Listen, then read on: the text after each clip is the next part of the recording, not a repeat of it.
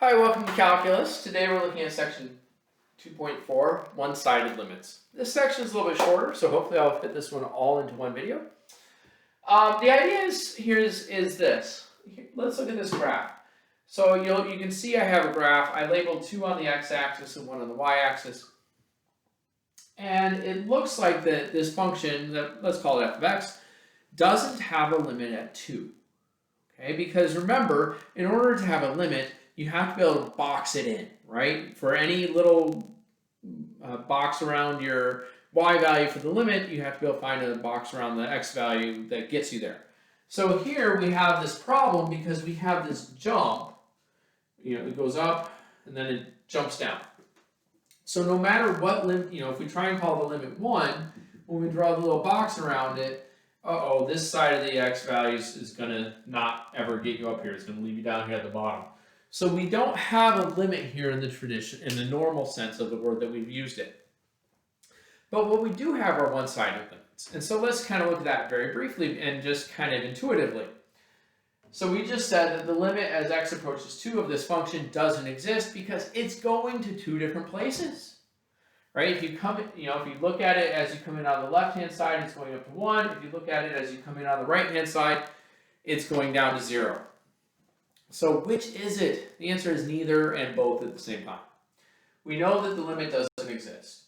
But if you come in from the right, and that's what this little notation here with that plus sign on the 2 means. If you come in from the right, the limit is 0. And so when we have this notation where we have the plus sign up here on the 2, that means we're working with a right-sided limit. And so all that means is that we are traveling down this particular part of the function, and we can see there that coming from this side, we do have a limit. Okay, if we completely ignore the other side, we have a limit. Same thing coming from the left, which I forgot to label. That's what this little negative sign up there on the 2 is. Notice it's not in front of the 2, so it's not a negative 2. It's 2, the limit as x approaches 2 from the left. And this time, if you come in from the left, if you travel up the curve or the graph, you get a limit at 1. Remember, the function doesn't actually have to have a value there to be 1. So this left-hand limit can be 1 even though there's an open circle there, because that's what we're getting, at least that's what it looks like we're getting really close to. All right, so we just have a couple of things to look at here. Basically, this section is a lot of repeat from the other sections, especially that last section, but we're only going to be working with half of it at a time. So we'll see a couple of examples, and yeah, hopefully we're done and out of this one here pretty quick. So we have a little theorem here for one-sided limits. The theorem says a function f of x has a limit as x approaches c, if and only if, and I underline that because this is a weird little quirk of math notation. I with 2 f's is if and only if, and that just means it goes both directions. So if this is true, then the second half of the statement is true, and it works the other way. If the second half of the statement is true, then so is the first half. So if and only if the left and right hand limits exist and are equal at c. The other way of writing that would be with some limit notation. Here we use the double arrow for if and only if, so just say it goes both ways. So for instance, if you know the limit exists, then you know that both the left and right hand limits exist and are equal. And vice versa. If the left and right hand limits exist and are equal, then the actual limit exists. All right, let's get into just a little bit more on the next board. All right, next we have the precise definitions of one-sided limits, and then we'll get to really just a couple of examples. All right, so for the right-hand limit, the limit as x approaches c from the right of f of x is equal to L if for every epsilon greater than 0, there exists a delta greater than 0. This st is such that for all x, all right, so we're setting this up just like we did the regular definition of a limit, right? We have this limit that we think is true, and we're saying it is if any epsilon greater than 0 has a delta, but here notice we only have half of it. Instead of x being stuck between c plus delta and c minus delta, like with our other one, we're only going between c, the number we're trying to approach, and c plus delta. Okay, we're throwing away that whole left-hand side. And if you're in there, then it implies that the distance between the function and the limit is less than epsilon. And the left-hand one is nearly identical. there exists for every epsilon there exists a delta such that for all x within, and now we do the left hand side. If x is between c minus delta and c, then it implies that the distance between the function and the limit is smaller than that epsilon. All right, so let's go do like 2 examples. All right, so I have an example. This one's a right-sided limit.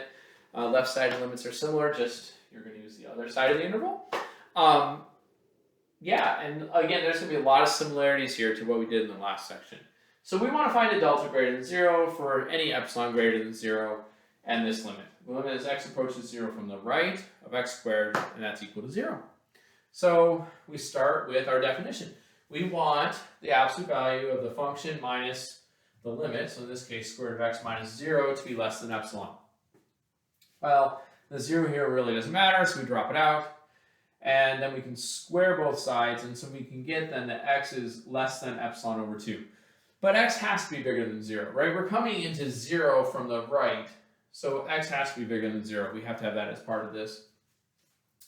And that, because that's our c. So let delta equal epsilon squared minus 0, which is just epsilon squared, and it all works out. All right, one more super weird example. Make sure you have your calculator ready, because you're going to need to see this. And I can't really show it to you. You're going to have to put it in your calculator. So get it ready. All right, my next example. This one is super weird. I want to look at the limit of cosine of 1 over x as x approaches 0 from the right and from the left. So here's why I said to get out your calculators. Go ahead and graph it. So pause this video for just a second, graph it, and then start it back up, and I'll be talking about it. All right, so you graphed it. What did it look like? Probably something weird like this. Right, it goes up and down, looks pretty normal, but then as you get really close to 0, it starts to go up and down like crazy. Well, why is that? Because as x goes to 0, what are we doing here? We're taking the cosine of something that is 1 over these numbers that are getting very, very, very close to 0. What happens when you divide 1 by something that gets very, very close to 0? You get something really big. So basically what happens is this is just like taking your cosine curve that goes out to infinity and smashing all of those cycles together forever, just all those infinite cycles together forever right at 0. So you get it going up and down like just nuts as you get close to 0, because these numbers keep growing really fast as x gets smaller and smaller. And so what happens is you can't define a limit.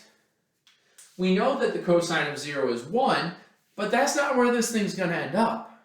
Wherever you try to pick a limit here, if you draw some dotted lines around wherever you think the limit is, it's going to cycle in and out of that little rectangle around the limit that you think exists forever and an infinite number of times. So basically, both of these limits are do not exist. Do not exist. And I don't know why I used a purple marker, because it was handy, and so I did. You probably can't even see the purple on your screens, but oh well, sorry. Basically, this doesn't exist. So while we're here, I'm just going to take a real quick second, erase this graph, because I want to look at one more thing very fast, and I can just throw it on the board for you. The last thing we have is this one. Sine x over x, where x is in radians. So this is a strange, weird little function, and it has the effect of this. From its limit as x goes to 0 of sine x over x is always equal to 1. So what makes that a little bit goofy is you have this trig function and you have just the plain identity function x, right? We have quotient happening here. They both go to 0, right? If you took the limit of sine x as you go to 0, that goes to 0. If you just took the limit of x as x goes to 0, that's just 0. But awesomely, they do it at exactly the same rate, and that's why you end up with a limit of 1. Very fun, and you'll have fun taking advantage of that on some of your stranger homework problems that are coming. So anyway, there you go. You can use that one now. Please do. It's going to be very handy. All right. Have a great day, and I'll see you next time.